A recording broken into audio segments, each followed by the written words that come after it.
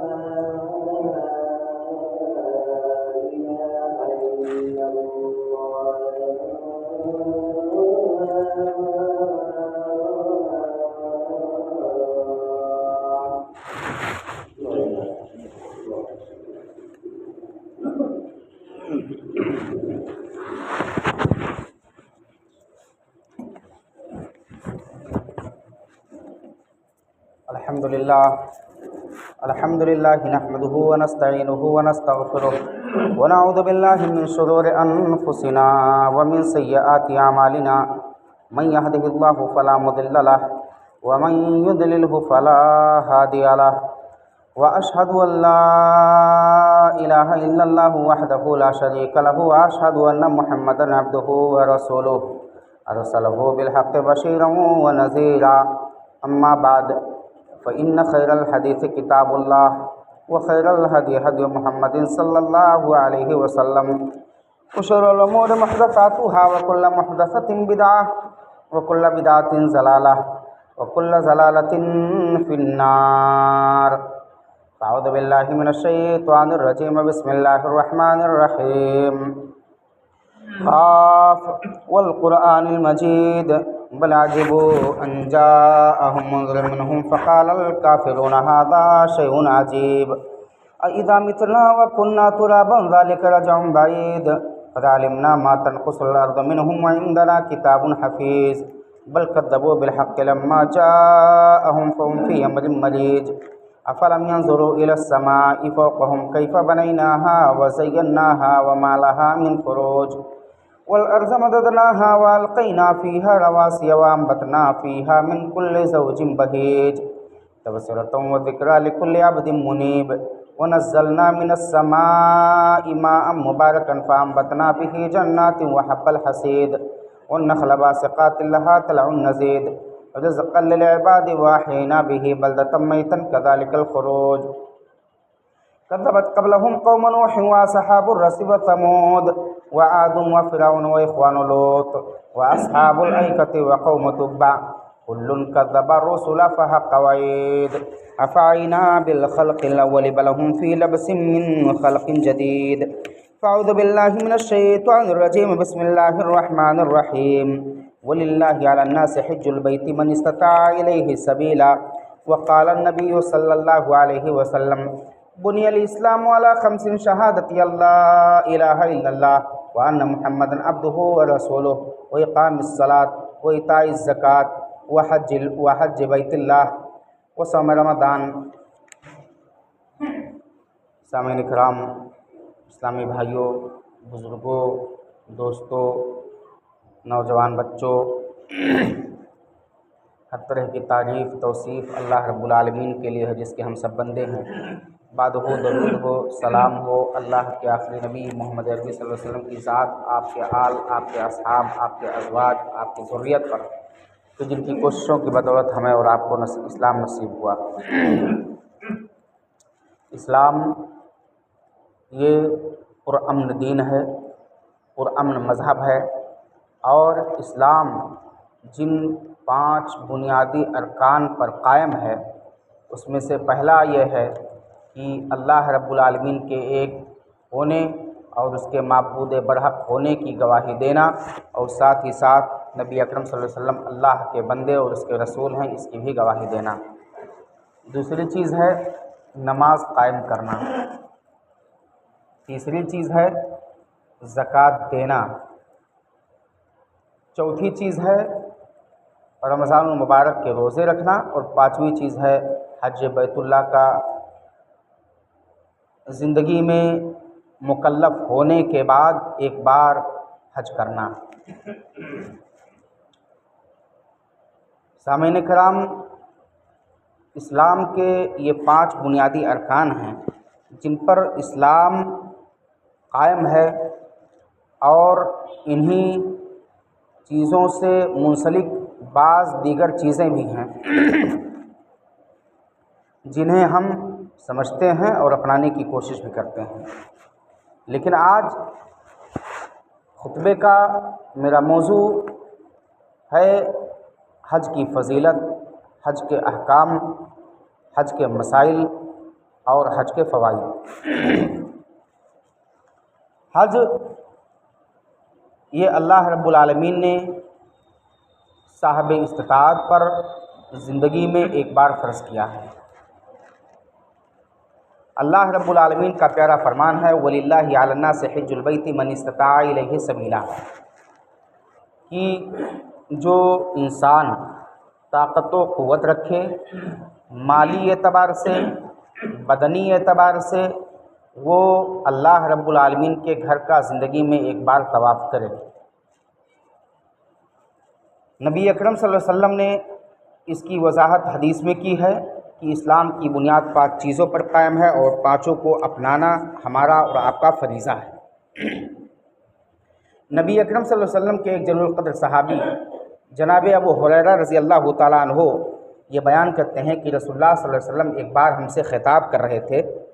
اور خطاب کے درمیان نبی اکرم صلی اللہ علیہ وسلم نے بہت ساری چیزوں کو بتلایا. ان میں سے ایک چیز یہ بھی بتلایا کہ ایھا الناس قد فرض اللہ علیکم الحج فحجوا. آپ نے کہا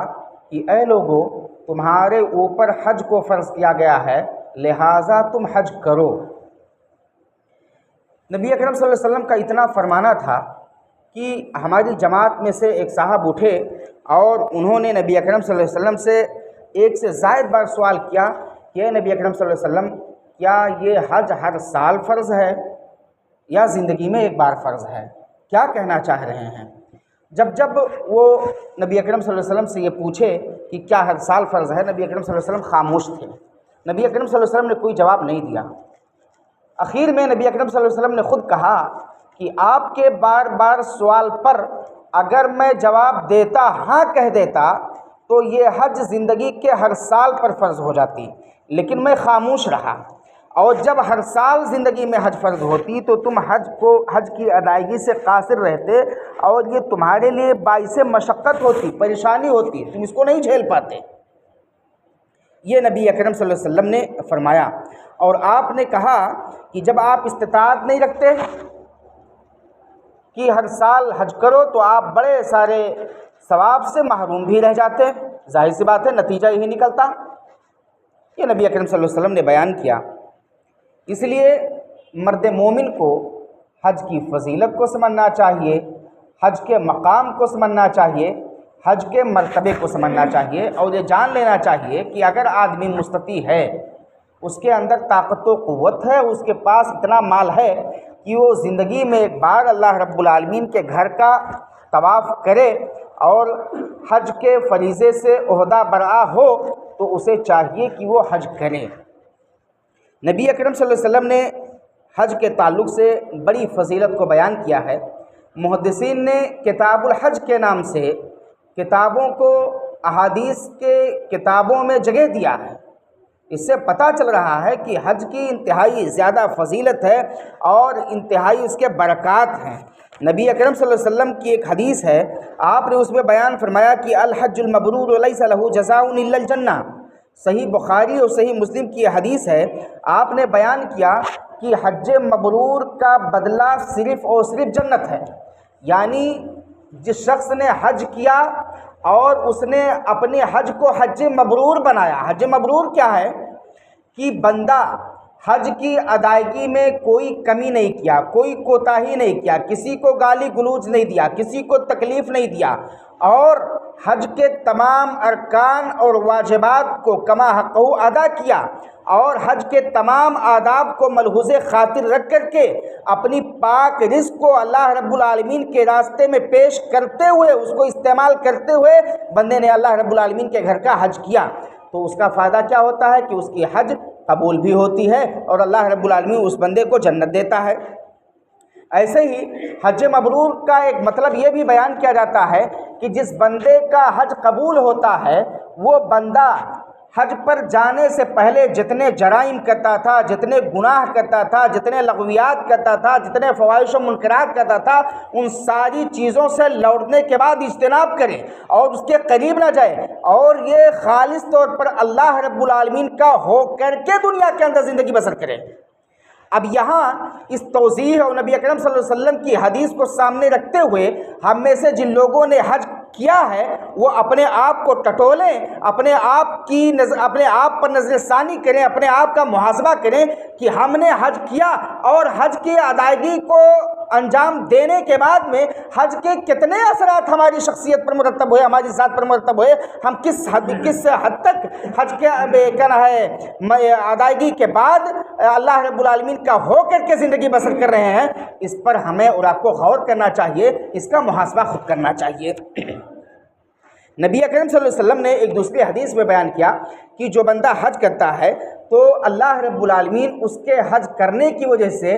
بندے کے گناہ کو مٹا دیتا ہے، بندے سے اس کی محتاجگی کو بھی دور کر دیتا ہے، اور بندے کے یہاں اللہ رب العالمین مالداری کو ڈال دیتا ہے، یعنی بندہ مالدار ہونے لگتا ہے۔ نبی اکرم صلی اللہ علیہ وسلم کی ایک حدیث ہے، جناب عمرو بن عاص رضی اللہ تعالیٰ عنہ یہ جب اسلام کی دولت سے مالا مال ہو گئے اور انہوں نے جب اسلام کو گلے لگا لیا، اسلام کی عظمت کو سمجھ لیا، اسلام کے فوائد اور اس کے برکات برکات کو اپنے دل کے نہا خانے میں بٹھا لیا، نبی اکرم صلی اللہ علیہ وسلم کے جناب میں حاضر ہوتے ہیں اور کہتے ہیں نبی اکرم صلی اللہ علیہ وسلم آپ اپنا ہاتھ دیجئے، میں آپ کے ہاتھ پر بیعت کرنا چاہتا ہوں۔ نبی اکرم صلی اللہ علیہ وسلم جناب عمرو بن عاص رضی اللہ تعالیٰ عنہ کے سامنے اپنا ہاتھ پھیلا دیتے ہیں۔ جناب عمرو بن عاص رضی اللہ تعالیٰ عنہ اپنا ہاتھ نبی اکرم صلی اللہ علیہ وسلم کے ہاتھ کے قریب کر کے پھر سمیٹ لیتے ہیں۔ نبی اکرم صلی اللہ علیہ وسلم جب یہ ماجرا دیکھتے ہیں تو کہتے ہیں عمرو بن عاص تمہیں کیا ہو گیا ہے، تم یہ کیسا عمل انجام دے رہے ہو؟ تم نے کہا کہ تم ہاتھ دو، نبی اکرم صلی اللہ علیہ وسلم تمہارے ہاتھ پر میں بیعت کرنا چاہتا ہوں، میں تمہیں اپنا ہاتھ دے رہا ہوں، تم اپنا ہاتھ سمیٹ لے رہے ہو۔ جناب عمرو بن عاص رضی اللہ تعالیٰ عنہ کہتے ہیں نبی اکرم صلی اللہ علیہ وسلم میں آپ کے ہاتھ پر بیعت تو کرنا چاہتا ہوں، لیکن میں آپ سے ایک شرط چاہتا ہوں، ایک شرط پر میں آپ سے بیعت کروں گا۔ نبی اکرم صلی اللہ علیہ وسلم کہتے ہیں کہ جناب علی وہ شرط کیا ہے، اس کو پیش کرو۔ جناب عمرو بن عاص رضی اللہ تعالیٰ عنہ یہ کہتے ہیں کہ میں چاہتا ہوں کہ میں جب آپ کے ہاتھ پر بیعت کروں تو میں نے جو جرائم کیے ہیں، میں نے جو دامن اسلام میں داخل ہونے سے پہلے جو گناہ کیے ہیں، جو مجھ سے اسلام کے تئیں، مسلمانوں کے تئیں جو کمیاں اور کوتاہیاں سرزد ہوئی ہیں، میں ان سے معافی اور تلافی چاہتا ہوں، اور میں اللہ رب العالمین کا ایک محبوب اور متقی اور پرہیزگار بندہ بننا چاہتا ہوں۔ نبی اکرم صلی اللہ علیہ وسلم جناب عمرو بن عاص رضی اللہ تعالیٰ عنہ سے کہتے ہیں کہ ایک مرد مومن جب دامن اسلام میں داخل ہوتا ہے تو اللہ رب العالمین اسلام میں آنے سے پہلے وہ جو کچھ جرائم کیا ہوتا ہے اللہ رب العالمین اس کو معاف کر دیتا ہے، اس کو ختم کر دیتا ہے۔ ایسے ہی جب ایک بندہ حج کرتا ہے تو حج سے پہلے جو ایک بندے کے جرائم اور کمیاں ہوتی ہیں اللہ رب العالمین ان جرائم پر پردہ ڈال دیتا ہے، ان کو ختم کر دیتا ہے، اور اللہ رب العالمین بندے کے حق میں ثواب کو لکھ دیتا ہے۔ یہ نبی اکرم صلی اللہ علیہ وسلم نے فائدہ بتلایا۔ ایک دوسری بات جو میں نے کہا کہ حج کرنے سے انسان سے فقر دور ہوتی ہے، محتاجگی دور ہوتی ہے، قلاشی دور ہوتی ہے، اور اللہ رب العالمین آدمی کو مالدار بنا دیتا ہے۔ نبی اکرم صلی اللہ علیہ وسلم کی ایک دوسری حدیث ہے، آپ بیان فرماتے ہیں، کہتے ہیں کہ ادیم الحج والعمرۃ فانہما ینفیان الفقر والذنوب، کہ تم پے در پہ حج کیا کرو، پے در پہ عمرہ کیا کرو۔ ایک حج کیے پھر دوبارہ اللہ رب العالمین نے طاقت دیا ہے، آپ کے پاس مال ہے، دوبارہ حج کر لو، سہبارہ حج کر لو، سہبارہ عمرہ کر لو۔ یہ نبی اکرم صلی اللہ علیہ وسلم نے پیغام سنایا ہے لوگوں کو، اور کہا ہے کہ یہ حج اور عمرہ ینفیان الفقر والذنوب، کہ انسان کے ہاں سے محتاجگی کو دور کرتے ہیں، قلاشی کو دور کرتے ہیں، اور انسان سے اس کے گناہوں کو ختم کر دیتے ہیں، انسان سے اس کے گناہوں کو مٹا دیتے ہیں۔ ایسے ہی مٹاتے ہیں جیسے کہ جب لوہا گرم کیا جاتا ہے تو اس گرم لوہے سے جو لوہے میں گندگیاں لگی ہوتی ہیں وہ جھڑ جاتی ہیں، ایسے ہی اللہ رب العالمین بندے سے محتاجگی کو دور کر دیتا ہے اور اس کے ہاں مالداری کو ڈال دیتا ہے۔ یہ اللہ رب العالمین کا معاملہ ہے۔ ایمان اور جہاد کے بعد سب سے افضل عمل حج کو بتلایا گیا ہے۔ جناب ابو ہریرہ رضی اللہ تعالیٰ عنہ کہتے ہیں کہ نبی اکرم صلی اللہ علیہ وسلم سے پوچھا گیا کہ سب سے بہترین عمل کیا ہے، تو آپ صلی اللہ علیہ وسلم نے کہا کہ اللہ اور اس کے رسول پر ایمان لانا یہ سب سے محبوب عمل ہے، یہ سب سے بہترین عمل ہے۔ پھر اس کے بعد نبی اکرم صلی اللہ علیہ وسلم سے دوبارہ سوال کیا گیا کہ دوسرا عمل کیا ہے جو اللہ رب العالمین کے نزدیک سب سے محبوب ہے، تو نبی اکرم صلی اللہ علیہ وسلم نے کہا کہ وہ جہاد ہے۔ پھر نبی اکرم صلی اللہ علیہ وسلم سے پوچھا گیا کہ تیسرا عمل کیا ہے جو اللہ رب العالمین کو سب سے زیادہ محبوب ہے، نبی اکرم صلی اللہ علیہ وسلم وہاں بیان کرتے ہیں کہ حج مبرور، کہ حج مبرور یہ اللہ رب العالمین کو سب سے زیادہ محبوب ہے۔ ایسے ہی حج سب سے افضل جہاد بتلایا گیا ہے۔ اما عائشہ رضی اللہ تعالیٰ عنہ کہتی ہیں کہ سب سے افضل عمل یہ جہاد ہے، تو کیا ہم عورتیں جہاد نہ کریں؟ نبی اکرم صلی اللہ علیہ وسلم نے بیان کیا وَلَكِنَّ أَفْضَلُ الْجِهَادِ حَجٌّ مَبْرُورٌ، کہ آپ لوگوں کے لیے سب سے بہترین جہاد یہ اللہ رب العالمین کے جناب میں حج کرنا ہے۔ اللہ رب العالمین کے واجب کردہ اور فرض کردہ عمل یعنی حج کی ادائیگی ہے، یہ نبی اکرم صلی اللہ علیہ وسلم نے بیان کیا۔ دوسرے حدیث میں نبی اکرم صلی اللہ علیہ وسلم نے مزید صراحت کے ساتھ بیان کیا ہے کہ عورت کا جہاد یہ حج ہے۔ آپ بیان کرتے ہیں کہ جہاد الکبیر والضعیف والمرأۃ الحج والعمرہ، سنن نسائی کی روایت ہے۔ آپ نے بیان کیا کہ بڑے لوگوں کا جہاد اور ایسے ہی کمزور اور نحیف و ناتواں لوگوں کا جہاد اور عورتوں کا جہاد یہ کیا ہے؟ حج کرنا ہے اور عمرہ کرنا ہے، یہ نبی اکرم صلی اللہ علیہ وسلم بیان کرتے ہیں۔ ایک دوسری حدیث میں نبی اکرم صلی اللہ علیہ وسلم نے حجاج کو، معتمرین کو اللہ رب العالمین کا مہمان بتلایا ہے کہ یہ جو حجاج کرام مخصوص ایام میں اللہ رب العالمین کے گھر کا حج کرنے کے لیے رخت سفر باندھتے ہیں، اللہ رب العالمین انہیں اپنا مہمان کہتا ہے، اور یہ بڑی عظیم نعمت ہے کہ ہم اور یا ہمارے بھائی اللہ رب العالمین کے مہمان بنے۔ نبی اکرم صلی اللہ علیہ وسلم کی حدیث سے آپ بیان کرتے ہیں کہ الغازی فی سبیل اللہ والحاج والمعتمر وفد اللہ دعاہم فاجابوہ وسالوہ فاعطاہم۔ سنن ابن ماجہ کی یہ روایت ہے، نبی اکرم صلی اللہ علیہ وسلم بیان کرتے ہیں کہ اللہ رب العالمین کے راستے میں غزوہ کرنے والا اور ایسے ہی اللہ رب العالمین کے راستے میں حج کرنے والا، عمرہ کرنے والا، یہ اللہ رب العالمین کا مہمان ہوتا ہے۔ اللہ رب العالمین ایسے لوگوں کو بلاتا ہے، اللہ رب العالمین کے بلاوے پر لبیک کہتے ہوئے اپنے جان کی قربانی، اپنے مال کی قربانی، اپنے طاقت اور قوت کی قربانی دے کر کے اللہ رب العالمین کے بلاوے پر لبیک کہتے ہیں۔ اور ایسے لوگ اللہ رب العالمین سے جو کچھ مانگتے ہیں، جو کچھ سوال کرتے ہیں، اللہ رب العالمین اپنے ان بندوں کو عطا کرتا ہے، اللہ رب العالمین ان بندوں کو محروم نہیں کرتا ہے۔ نبی اکرم صلی اللہ علیہ وسلم کی ایک دوسری حدیث میں بیان کیا گیا ہے کہ جو شخص حج کے مبارک سفر پر نکلے یا عمرہ کے مبارک سفر پر نکلے لیکن راستے میں حج کی ادائیگی سے پہلے یا ایام یا ادائیگی کے اوقات میں اسے موت آ جائے، اللہ رب العالمین ایسے لوگوں کو جنت دیتا ہے۔ نبی اکرم صلی اللہ علیہ وسلم کی حدیث سے آپ نے بیان فرمایا من خرج حاجا فمات کتب له اجر الحج الى یوم القیامہ، کہ جو شخص اللہ رب العالمین کے گھر کا حج کرنے کے لیے نکلتا ہے لیکن راستے میں اس کی وفات ہوتی ہے، اللہ رب العالمین اس کے لیے حج کا مکمل اجر قیامت تک لکھتا رہتا ہے۔ یہ اللہ رب العالمین بندے پر اتنا رحیم اور شفیق اور مہربان ہے کہ اپنے اس بندے کو حج کی ادائیگی نہ کرنے پر بھی نیت یا اللہ رب العالمین کے راستے میں نکل گیا، موت آ گئی، تب بھی اللہ رب العالمین بندے کو محروم نہیں کرتا ہے، بندے کو عطا کرتا ہے۔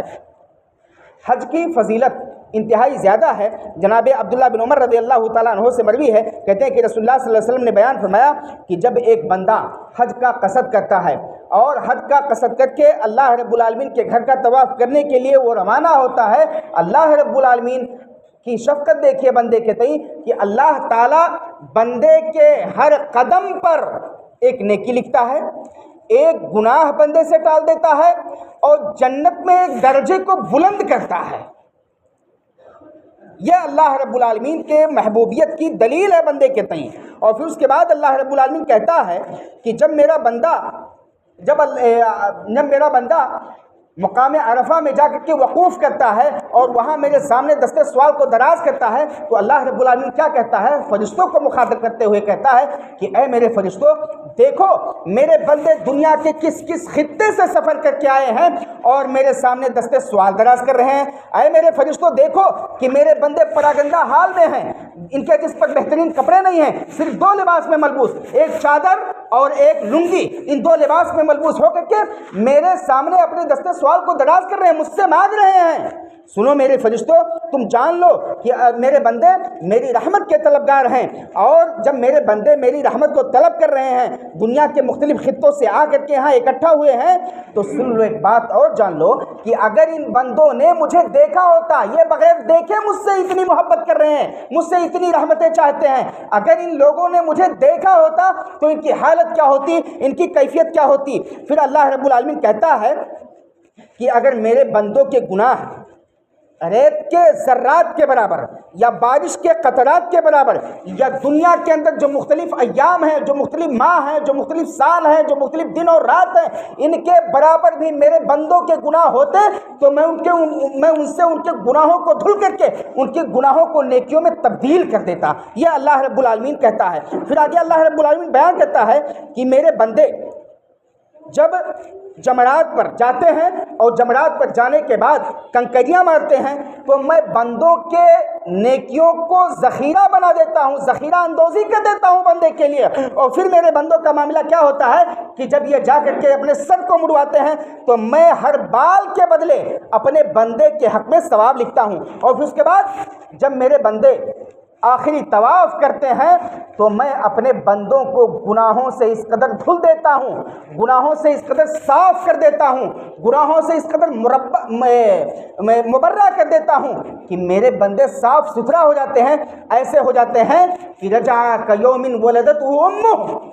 جیسے ایک شیرخوار بچہ ہے، ایک چھوٹا بچہ ہے کہ ماں کے بطن سے پیدا ہوتا ہے، لیکن جب وہ پیدا ہوتا ہے تو کسی کو دیکھا نہیں ہوتا ہے، کسی سے اس کی شناسائی نہیں ہوتی ہے، کسی کو وہ پہچانتا نہیں ہے، کوئی گناہ نہیں کیا ہوتا ہے، کوئی عمل انجام نہیں دیا ہوتا ہے۔ اپنے بندے کو جب یہ حج کے مکمل ارکان کی ادائیگی کر لیتا ہے تو میں اپنے بندے کو ایسے ہی مبرہ اور صاف کر دیتا ہوں۔ یہ اللہ رب العالمین کی عظیم رحمت کی دلیل ہے۔ لیکن ہمیں اور آپ کو ایک بات اور سمجھنا چاہیے کہ جب بھی ہم میں سے کوئی شخص اللہ رب العالمین کے گھر کا طواف کرنے کا ارادہ رکھے تو اسے چاہیے کہ اپنی نیتیں خالص کرے۔ اگر ہماری نیتیں درست نہیں ہوں گی، ہمارے اچھے اعمال میں دکھاوا ہوگا،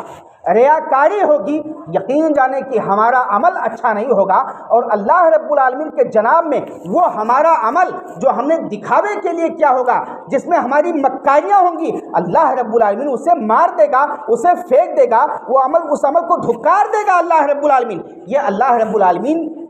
کا معاملہ اور مسئلہ ہے ہمارے اعمال کے تئیں، ان اعمال کے تئیں جسے ہم یا ہمارے دوسرے بھائی دکھاوے کے لیے کرتے ہیں۔ تو ہم اتنے اچھے عمل، اگر اتنا اچھا عمل انجام دیں تو اس میں اللہ رب العالمین کی رضا، اللہ رب العالمین کی خوشنودی، اللہ رب العالمین کی چاہت، اللہ رب العالمین کا تقرب حاصل کرنے کے لیے عمل انجام دینا چاہیے۔ ایسے ہی ہم میں سے جو بھی شخص جب بھی اللہ رب العالمین کی رضا کے لیے کوئی نیک عمل کرنا چاہیں، کوئی اچھا عمل کرنا چاہیں، تو انہیں چاہیے کہ اپنے عمل کو اچھا بنائیں۔ کس کے ذریعے سے؟ اپنی مالوں کے ذریعے سے، اپنی جائیداد کے ذریعے سے، کہ ہمارے مال اور جائیداد اور ہمارے جسم میں جو خون ہو یہ سب کے سب صاف ہو، ستھرے ہوں، یہ حلال ہوں، کیونکہ اللہ رب العالمین پاک ہے اور پاکی کو پسند کرتا ہے۔ اگر ہم غلط مال لے کر کے اچھی جگہ پر جائیں گے، وہ ہمارا اچھا عمل اللہ رب العالمین کے ہاں قابل قبول نہیں ہوگا۔ اچھی جگہ پر جانے کے لیے ضروری ہے کہ ہمارے مال بھی اچھے ہوں، ہمارے خون بھی اچھے ہوں، ہماری طاقت و قوت بھی اچھی ہوں، ہماری سوچ اور فکر بھی اچھے ہوں، تب اللہ رب العالمین کی رحمتیں آئیں گی اور اللہ رب العالمین کی برکتوں سے ہم اور آپ محظوظ ہوں گے۔ اللہ رب العالمین کے تعلق سے نبی اکرم صلی اللہ علیہ وسلم نے بیان فرمایا کہ ان اللہ طیب لا یقبل الا طیبا، اللہ رب العالمین پاک ہے اور وہ صرف اور صرف پاکی کو پسند کرتا ہے، ناپاکی کو نہیں پسند کرتا ہے۔ توبہ، ہم اچھے عمل انجام دیتے ہیں لیکن اپنی برائیوں سے توبہ نہیں کرتے ہیں، تو اچھے عمل کے انجام دہی سے پہلے ہمیں اور آپ کو جہاں اپنی نیتوں کو خالص کرنا چاہیے، اپنے مال کو پاک کرنا چاہیے، ایسے ہی وہ جرائم جو ہم نے یا ہم میں سے کسی نے یہ ہے ان سے توبہ اور استغفار کرنا چاہیے، تاکہ اللہ رب العالمین ہم سے ہمارے جرائم کو دور کر دے اور نیکیوں کا خوگر بنا دے۔ ہم اور آپ جس نیکی کو کر رہے ہیں اس نیکی کے کرنے پر جم جائیں اور ڈٹ جائیں، یہ اللہ رب العالمین ہم سے اور آپ سے چاہتا ہے۔ دوسری ایک چیز ہے کہ ہم جو بھی عمل انجام دیں، عبادت ہو، ریاضت ہو، بندگی ہو، اس میں ہمیں شریعت کو اپنے سامنے اسوہ اور آئیڈیل بنانا چاہیے۔ ہم شریعت کے مطابق اپنے عمل کو انجام دیں۔ نبی اکرم صلی اللہ علیہ وسلم نے نماز کا طریقہ بتلایا، ہم نماز پڑھ رہے ہیں نبی اکرم صلی اللہ علیہ وسلم کے طریقے پر۔ زکوٰۃ کا مسئلہ نبی اکرم صلی اللہ علیہ وسلم نے حدیث کی کتاب میں بڑے واضح انداز میں بتلایا ہے، وہاں سے زکوٰۃ کا مسئلہ سیکھیں اور اپنے مالوں کا زکوٰۃ دیں۔ اور دیگر عبادتیں، حج کا معاملہ ہے، روزے کا معاملہ ہے، یہ ساری چیزیں ہم کتاب و سنت سے سیکھیں اور کتاب و سنت کی روشنی میں ان اعمال کو انجام دیں، تب اللہ رب العالمین ہمارے عملوں کو قبول فرمائے گا۔ حج ایک محبوب عمل ہے، اسلام کے 5 بنیادی ارکان میں سے ایک رکن ہے، لیکن اس کی ادائیگی کے کچھ شرائط ہیں۔ سب سے پہلا شرط یہ ہے کہ وہ مرد دامن اسلام میں داخل ہو جائے، یعنی یہ صرف مسلمان کے لیے ہے، غیر مسلم اگر یہ عبادت کرنا چاہتا ہے تو اللہ رب العالمین نہ اس سے اس چیز کو طلب کیا ہے نہ اس سے اس چیز کو قبول کرے گا۔ مسلمان کے لیے ہے یہ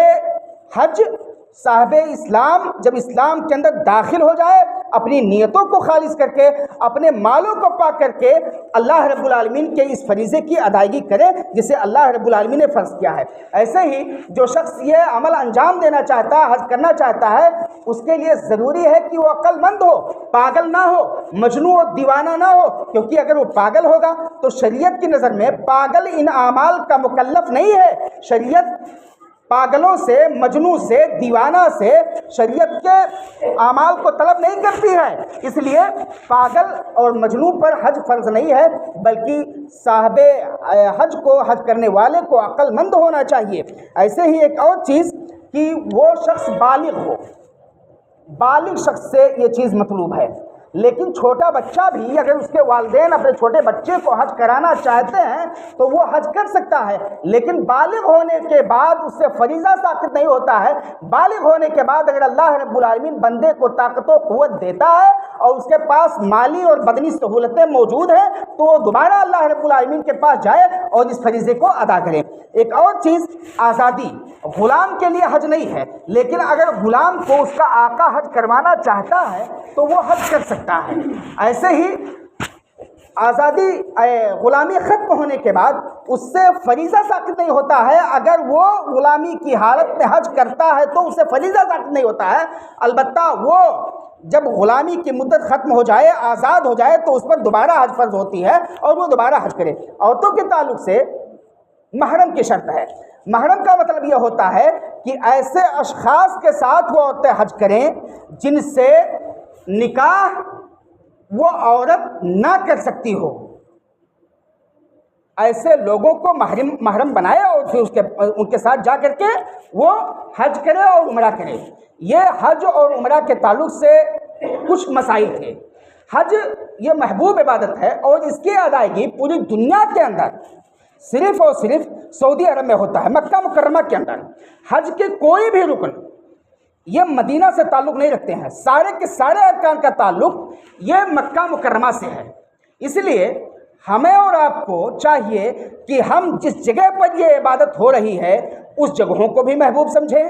اور ان جگہوں کی ان جگہوں کو پرامن ہونے کے لیے بھی اللہ رب العالمین سے دعائیں کریں، کیونکہ وہ اللہ کے بندے جو سعودی عرب کی پاسبانی کر رہے ہیں، جو پورے ملک کی حفاظت کر رہے ہیں، وہ پورے ملک کی صرف حفاظت نہیں کرتے ہیں بلکہ پورے ملک کی حفاظت کرنے کے ساتھ ساتھ پورے ملت اسلامیہ کی حفاظت کرتے ہیں، پورے مسلمانوں کی حفاظت کرتے ہیں۔ کیونکہ ہمارا دل اگر حج کے فریضے کی ادائیگی میں لگتا ہے تو حج کے فریضے کی ادائیگی صرف اور صرف سعودی عرب میں ہے۔ ظاہر سی بات ہے اگر وہ مقامات پرامن نہیں ہوں گے، اگر وہ مقامات اچھے نہیں ہوں گے، وہاں کے باشندگان اچھے نہیں ہوں گے، وہاں کے حکام اچھے نہیں ہوں گے تو ہم یہ حج جو مقدس فریضہ ہے اس کی ادائیگی سے محروم رہ جائیں گے، اور اللہ رب العالمین نے جو صاحب استطاعت پر یہ حج فرض کیا ہے ہم اس کی ادائیگی سے قاصر رہ جائیں گے۔ تو ضرورت ہے کہ ان ممالک کی حفاظت کے لیے بھی ہم دعائیں کریں اور ان ممالک کو پرامن ہونے کے لیے بھی اللہ رب العالمین سے دعائیں کریں، اور ان ممالک کے لیے اس ملک کے لیے جو لوگ بھی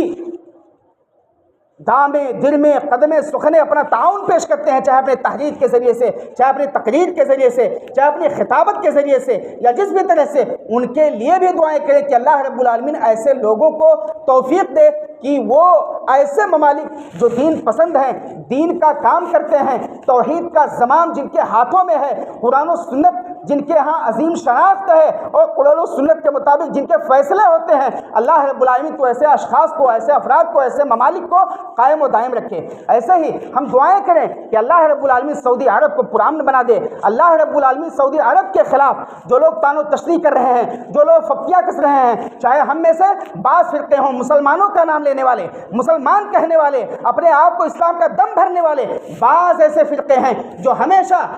اپنا کچھ کام کریں نہ کریں، اللہ کی عبادت کریں نہ کریں، لیکن سعودی عرب کے یہاں کیڑے نکالنے کی کوشش کرتے ہیں، ان کی کمیوں کو تلاشتے ہیں، اور ان کی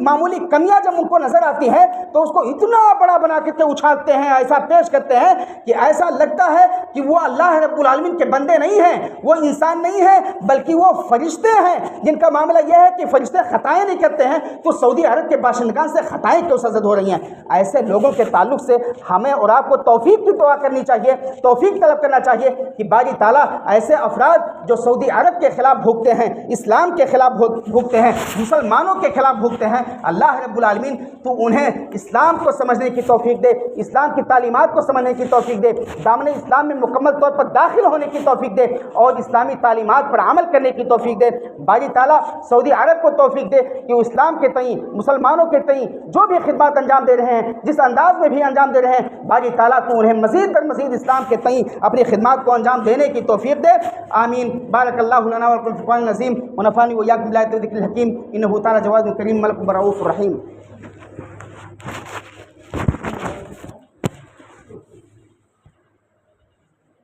الحمدللہ الحمدللہ